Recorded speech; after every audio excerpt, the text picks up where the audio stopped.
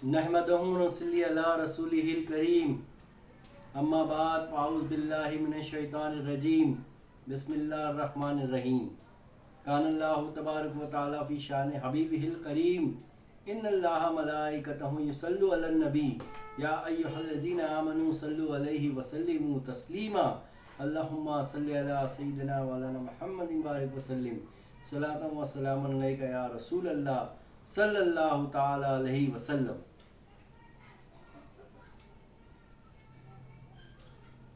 आज का जो बयान चुना गया है वो बयान करने का मकसद ये है कि इंसान के अंदर जो डर जो वहम बस चुका है वो डर को कैसे समझे ताकि वो वहम वो डर वो गुमान से बाहर आ सके। अब सवाल उठता है कि वहम ये डर आया कहाँ से और ये डर जो बस चुका है बचपन में ही इंसान के अंदर उसके मुज़िर असरात इंसान की ज़िंदगी में क्या नशोनुमा पा रहे हैं। तो देखा ये गया है कि बचपन में जो माँ बाप अपने बच्चों को शरारती बच्चों को डराने के लिए कुछ ऐसे अल्फाज इस्तेमाल करते हैं कि भूत आ जाएगा या ये पकड़ लेगा या इसको बुला लूँगी या उसको बुला लूँगी, तो ये देखा गया है कि बच्चे का जो सबकॉन्शियस माइंड है उसमें जाके ये बातें स्टोर हो जाती है और वो घर कर लेती है अंदर। और ये जब जैसे जैसे इंसान बड़ा होता है वैसे वैसे उसकी मेमोरी बिल्ड होती है और वही मेमोरी जो होती है वो स्ट्रॉन्ग होने लगती है और उसी मेमोरी में ये क्या होता है वहम और वो गुमान बस जाता है इंसान के साथ जैसे जैसे इंसान बड़ा होता है और उसका डर भी बढ़ता जाता है। तो आप सोच रहे होंगे कि मैं इस पर ज़ोर क्यों दे रहा हूँ, इस डर के ऊपर क्यों बात कर रहा हूँ। तो मैं इसीलिए बात कर रहा हूँ कि इस डर की वजह से कहीं ना कहीं अगर इंसान गहराई में उतर कर एक सालिक जब अपनी मंजिल व मकाम तय करता है तो आप इस पर गौर व फिक्र करेंगे।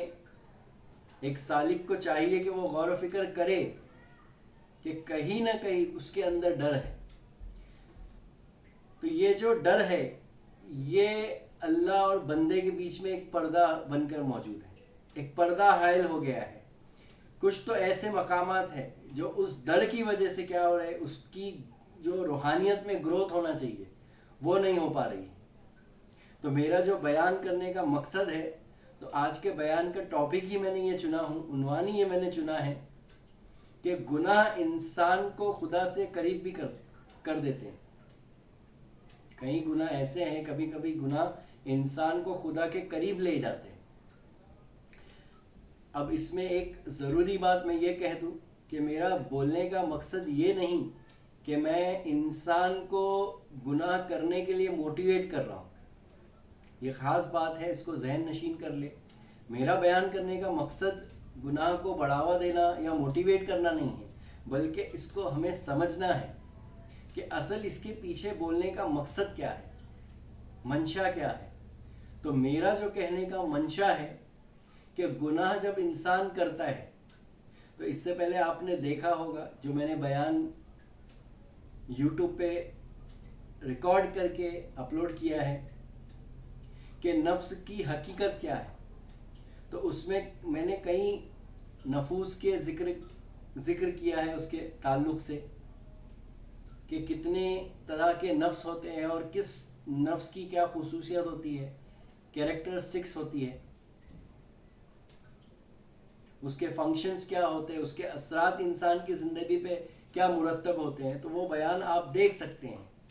तो आज जो मैं उस बयान को इस बयान से रिलेट करना चाहता हूँ कि इंसान की ज़िंदगी के अंदर इंसान जब गुनाह करता है तो उसके अंदर कुछ हार्मोनिकल चेंजेस जिसको हम साइंटिफिक टर्म में कह सकते हैं, कुछ असरात ऐसे मुरतब होते हैं कि उसके अखलाक के अंदर, उसकी खुसूसियात के अंदर, उसकी खसलत के अंदर बदलाव आने लगता है। अब इंसान के अंदर खाकसारी आने लगती है, अब वो अपने पे पछतावा कर रहा है, यानी अपने आप को ज़ेर कर रहा है। क्या कर रहा है वो गुनाह करने के बाद? کہ اب اپنے آپ کو وہ زیر کر رہا ہے، اب وہ پچھتاوا کر رہا ہے. تو یہ پچھتاوا کیا ہے؟ تو یہ اپنے آپ کی نفی کر رہا ہے، زیر کر رہا ہے. کیا کس طرح سے زیر کر رہا ہے کہ میں کچھ بھی نہیں ہوں. تو بس اسی چیز کو اگر وہ پازیٹیو کی طرف اگر کنورٹ کر لیتا ہے تو اس کا کام ہو جائے گا کہ اللہ تعالیٰ کی بارگاہ میں جو مقبول شدہ بندہ ہے تو اللہ کو خاکساری پسند ہے، انکساری پسند ہے، عاجزی پسند ہے. اللہ کو کیا پسند ہے؟ اللہ اسی کی دعا، اسی کی عبادت کو مقبول کرے گا جو خلوص ہوگی، جس کے اندر خلوصیت ہوگی. اور خلوصیت سے مراد کیا ہے؟ تو وہی عاجزی، وہی انکساری. اب اس کے بالمقابل اگر آپ دیکھیں تو تکبر ہے، گھمنڈ ہے، غرور ہے، میں پن ہے. یہ کہہ لو تو اللہ کو یہ تکبر، میں پن، یہ غرور قطعی پسند نہیں. اللہ ایسے بندوں کی عبادت کبھی قبول نہیں کرتا جس کے اندر یہ تمام خصلت موجود ہے. اور آپ نے غور کیا ہوگا جو جتنا پارسا ہوتا ہے، جو جتنا متقی ہوتا ہے، میں یہ نہیں کہتا کہ پارسا ہونا گناہ ہے، متقی ہونا گناہ ہے، میرا کہنے کا مقصد یہ نہیں.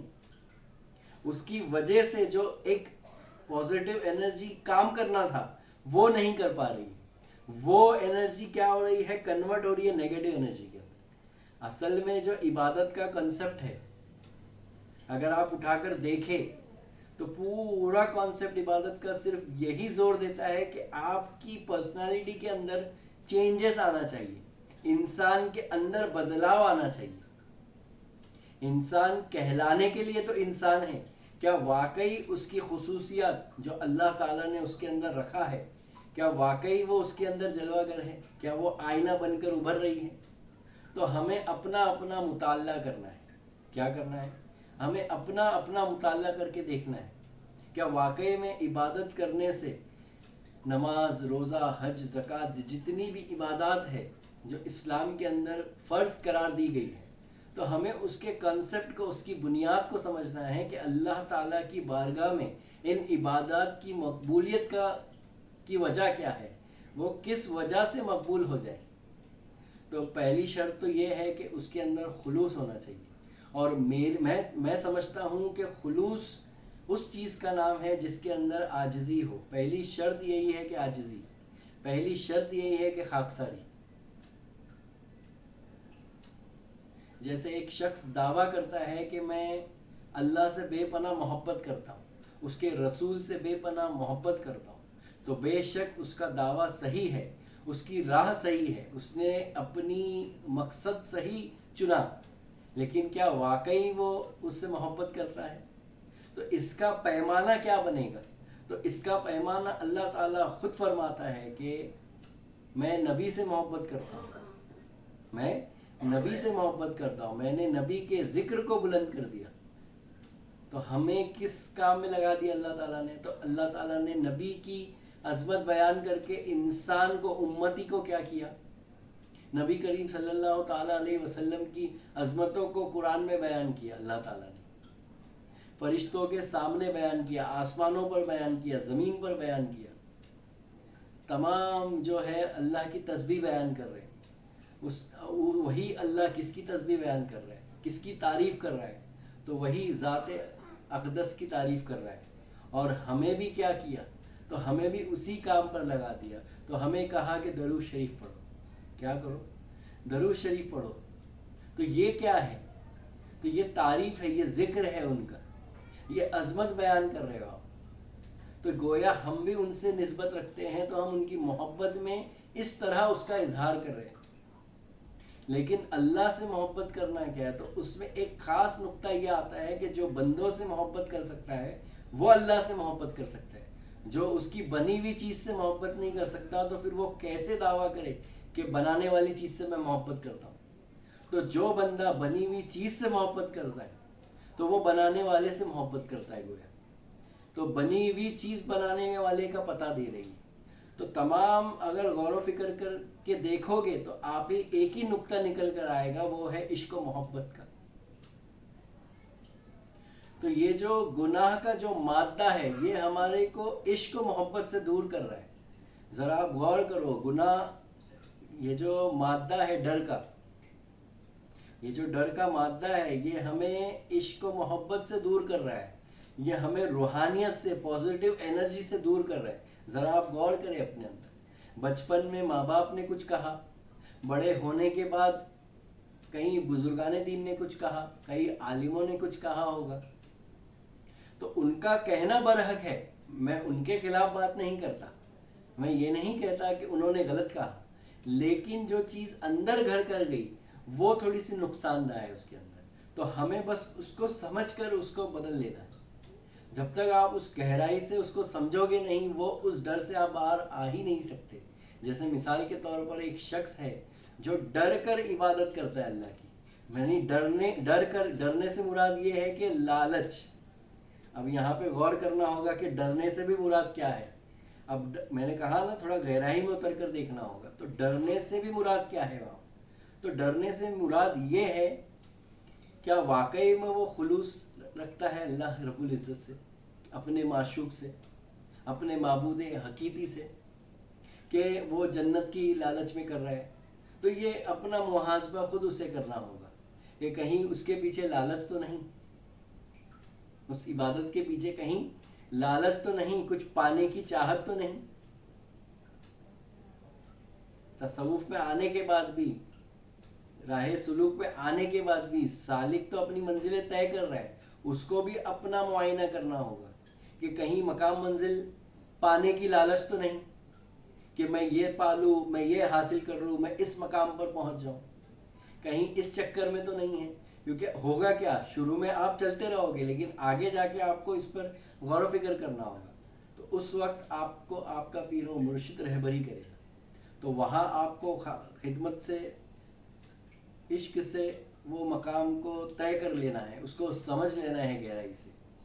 तो मैं यहाँ पर एक वक्त में दो नुकात पर बात कर रहा हूँ, एक तो है डर और एक तो है गुनाह। तो गुनाह करने के बाद इंसान के अंदर जो भी बदलाव आ रहा है, बस उसको उसमें गौर करना है कि उसके अंदर जो आजिज़ी आ रही है, जो खाकसारी आ रही है, उसके अंदर जो बदलाव आ रहा है, उसके अंदर जो साइंटिफिकली हार्मोनिकल चेंजेस आ रहे हैं, बस उसको वो एनालाइज करे, उसका मुआयना करे। तो आप देखोगे कि वही नेगेटिव एनर्जी पॉजिटिव एनर्जी में कन्वर्ट हो जाए। इस दुनिया के अंदर दो ही सिरे हैं, एक दिन है तो एक रात है, एक ऊंचाई बुलंदी है तो एक नीचे है, नीचे का मकाम है। एक बुलंदी का मकाम है तो एक नीचे का मकाम है। एक तरफ उजाला रखा गया तो एक तरफ अंधेरा है, एक तरफ अच्छाई है तो एक तरफ बुराई है, एक तरफ पॉजिटिव एनर्जी है तो एक तरफ नेगेटिव एनर्जी। तो पिछला जो बयान था, तो वो मेरा पूरा फोकस किस पर था कि हमें इन तमाम नेगेटिव एनर्जीज को समझना है, इन तमाम दूसरे पहलुओं को समझना है, ताकि हमें इस तरफ का पहलू समझ में आ सके।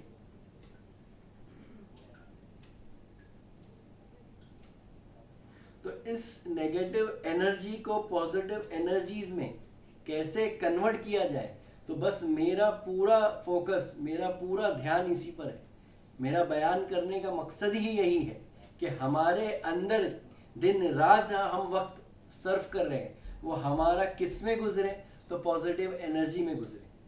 मैं ये नहीं कहता कि आपके ऊपर स्ट्रेस नहीं है, स्ट्रेस की शक्ल में आपकी तरफ नेगेटिव एनर्जी आ रहा है, काम की वजह से आपके ऊपर नेगेटिव एनर्जीज आ रही है, दिन में घर के मामलात की वजह से आपके ऊपर असरात हो रहे हैं, नेगेटिव एनर्जी आ रही है। मैं ये नहीं कहता कि नेगेटिव एनर्जी आना बंद हो जाए, हमें नेगेटिव एनर्जी को आना बंद नहीं करना है, बल्कि उसको समझ के कन्वर्ट कर लेना है। और किस तरह से कन्वर्ट करना है वो सीख लेना है अपने पीर व मुर्शिद से, अपने रहबरे कामिल से।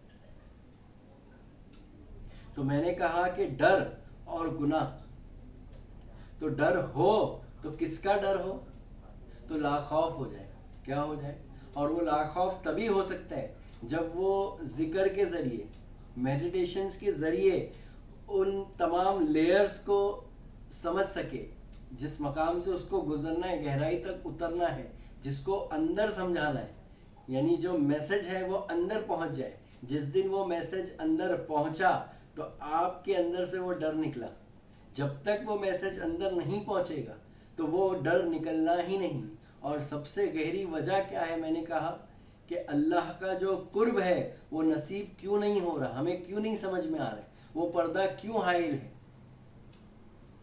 وہ فاصلہ کیوں ہے. تو ایک گہری وجہ جو بنی وہ ڈر بنی.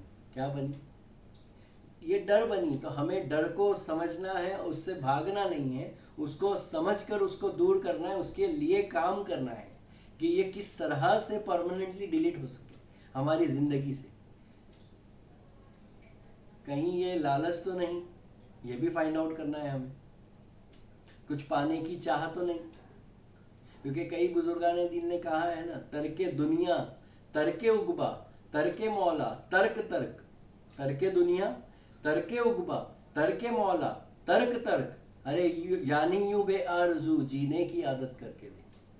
سب تماشے کر چکا یہ تماشا کر کے دیکھ. یعنی یوں بے آرزو جینے کی عادت کر کے دیکھ. تو میرا کہنے کا مقصد، میرا بیان کرنے کا مقصد اتنا ہے کہ بس ہر ایک انسان کو اپنے معبود حقیقی کا قرب نصیب ہو جائے. اور وہ کیسے ہو جائے؟ جس کی وہ کیوں نہیں ہو رہا ہے، تو اس کے بیچ میں جو رکاوٹیں ہیں، ایک عاشق صادق، ایک سالک جو منزل طے کر رہا ہے، اس کے بیچ میں جو رکاوٹیں آ سکتی ہے یا جو آ رہی ہیں، بس وہ کس طرح سے دور ہو سکے، بس وہ ہمیں سمجھ لینا ہے. بس یہ بیان کرنے کا مقصد صرف اتنا ہی ہے، اور کچھ ہے ہی نہیں. ہمیں کسی کو ٹارگٹ نہیں کرنا ہے، ہم کسی کے خلاف بیان نہیں کریں، کسی سے اختلاف نہیں ہمارا. بس وہ قرب کیسے نصیب ہو جائے، جو پردہ ہمارے ذہن پر، ہماری سمجھ پر حائل ہے، وہ کیسے اٹھ جائے. پھر میں نے کہا کہ گناہ جو ہے انسان کو خدا کے قریب لے جاتے ہیں. تو میں نے کہا کہ اللہ رب العزت کو وہی انسان کی ذات پسند ہے، وہی انسان پسند ہے، اسی کی دعا مقبول ہوتی ہے کہ جس کے اندر عاجزی و خاکساری ہوتی ہے، جس کے اندر تکبر ہوتا ہے، جس کے اندر غرور ہوتا ہے، گھمنڈ ہوتا ہے. انسان کو وہ شخص قطعی پسند نہیں. تو پھر کیا ہوتا ہے کہ اللہ اس سے راضی کبھی نہیں ہو سکتا. تو اللہ اسی سے راضی ہوگا جو لا خوف کے مقام پر ہوتا ہے. اللہ اسی سے راضی ہوگا جس کے اندر عاجزی ہے. اللہ اسی سے راضی ہوگا جس کے اندر انکساری ہے. اللہ اسی کی دعا مقبول کرے گا، اسی کے صدقے میں تمام کی دعا مقبول ہوگی، ایسوں کی جس کے پاس عاجزی ہے، جس کے اندر انکساری ہے، جس کے اندر خاکساری ہے، جس کے اندر عشق ہے. کیا ہے؟ جس کے اندر عشق جلوہ گر ہے، جو انسان سے محبت کر سکتا ہے، جو ایک دوسرے سے محبت کر سکتا ہے. جو ایک دوسرے سے محبت کر سکتا ہے تو وہ پھر اللہ سے بھی محبت کر سکتا ہے. جو ایک دوسرے سے محبت نہیں کر سکتا تو وہ کبھی دعویٰ نہیں کر سکتا کہ میں اللہ اور اس کے رسول سے محبت کرتا ہوں. تو بس یہی ایک پیغام اللہ اور اس کے رسول نے ہمیں دیا ہے. تو مولا ہمیں سمجھ عطا فرمائے. پھر ایک گناہ جو آتا ہے بزرگان دین کے نزدیک، تو وہ اس کو گناہ نہیں سمجھتے. یہ تو بہت چھوٹا مقام ہے. میں نے کہا نا، نفس امارہ، نفس لوامہ، ملہمہ. آگے بھی کئی اور مقامات ہیں، نفس رحمان، نفس راضیہ، مرضیہ، جیسے میں نے پچھلے بیان میں کہا. تو اس مقام پر پہنچنے کے بعد جب ولایت کے دروازے کھل جاتے ہیں، جہاں اللہ کا قرب نصیب ہوتا ہے، تو وہاں ایک گناہ ہوتا ہے، وہ ہے عشق. اور اس سے بڑا کوئی گناہ نہیں ہے عاشق کے لیے کہ اپنے معشوق کے لیے سب کو قربان کر دینا. اس اپنے معشوق کا ہو جانا، ایک عشق ہو جانا، عاشق اور معشوق کے بیچ میں عشق ہو جانا. تو عشق سے بڑا گناہ کوئی ہے ہی نہیں. تو یہ بزرگان دین کی ٹرمینالوجی ہے. تو شاید ان کی ٹرمینالوجی سننے میں آپ کو غلط لگتی ہے کہ گناہ بھی کیا خدا سے قریب کر سکتے ہیں. تو واقعی قریب کر سکتے ہیں، لیکن ہمیں سمجھنا ہے کہ وہ گناہ کیا ہے. تو وہ گناہ عشق ہے. اب عشق یعنی کیا؟ تو جہاں پر خلوص ہے، جہاں پر کیا ہے، صرف خلوص ہے، کوئی وجہ نہیں ہے، اس کے پیچھے کیا نہیں ہے، کوئی وجہ نہیں ہے، کچھ پانے کی لالچ نہیں ہے، کچھ ہرس نہیں ہے، بس عاشق ہے اور معشوق ہے. جیسے حضرت یوسف علیہ السلام اور حضرت زلیخا کا واقعہ تو آپ نے سنا ہوگا.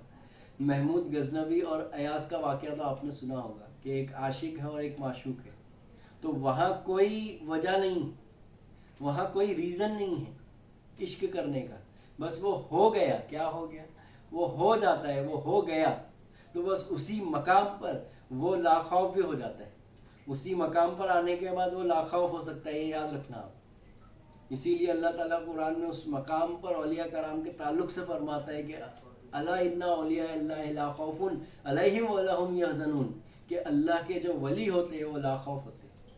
تو وہ لا خوف کا مقام کیا ہے؟ وہ عشق کا مقام ہے. جب تک آپ اس مقام کو نہیں سمجھو گے، جب تک آپ کسی کے عاشق نہیں بنو گے، تو تب تک یہ بات سمجھ میں نہیں آ رہی. تو یہ عاقلوں کی نہیں، یہ سیانوں کی نہیں، بلکہ پاگلوں کی راہ ہے. کیا ہے؟ پیری مریدی تصوف کیا ہے؟ پاگلوں کی راہ ہے. یہاں پر عشق سکھایا جاتا ہے. یہاں پر حقوق العباد کے اندر ہمیں اپنا حقوق کیسے پورا کرنا ہے وہ سکھایا جاتا ہے. حقوق اللہ تو بعد میں آئے گا. حقوق اللہ فرض ہے، اس سے انکار نہیں ہے، لیکن حقوق العباد بھی تو ہے نا. تو حقوق العباد میں ہی تو حقوق اللہ کا راز چھپا ہوا ہے. ارے بھائی، میں نے کہا نا کہ جو بندہ بندے سے محبت نہیں کر سکتا، وہ اللہ سے کیسے محبت کر سکتا ہے؟ ارے بھائی، محبت کرنے کے لیے پہلے اس کو چکھنا تو پڑے گا نا. اللہ کوئی آبجیکٹ تو ہے نہیں، کوئی شخصیت تو ہے نہیں کہ بس وہ سامنے آ گیا اور آپ گفتگو کر رہے ہیں اور آپ نے اس کے ساتھ وقت گزارا اور آپ کو اس سے محبت ہو گئی. تو اللہ نے کیا کیا؟ انسان کو اپنی ذات کا مظہر بنا کر بھیجا. آدم علیہ السلام کو اپنی ذات کا مظہر بنا کر بھیجا. اور مظہر کا مطلب یہ ہوتا ہے کہ جو اس کو اظہار کرے، اس کی اصل کو اظہار کرے، اس کی ذات کو اظہار کرنے والا مظہر. اصل کو اظہار کرنے والا کون ہے؟ مظہر ہوتا ہے. تو انسان کو کیا بنا کر بھیجا؟ اس کی ذات کا مظہر بنا کر بھیجا آدم علیہ السلام نے. تو بس یہی حقیقت کو ہمیں سمجھ لینا ہے. تو میں سمجھتا ہوں کہ میرا جو بیان کرنے کا مقصد ہے کہ اللہ کا قرب کہ کس طرح نصیب ہو جائے. تو مولا ہم تمام کو صاحب سمجھ بنائے اور اپنے پیر کامل کی صحبت نصیب فرمائے اور سچا عاشق بنائے. وآخر دعوانا الحمدللہ رب العالمین.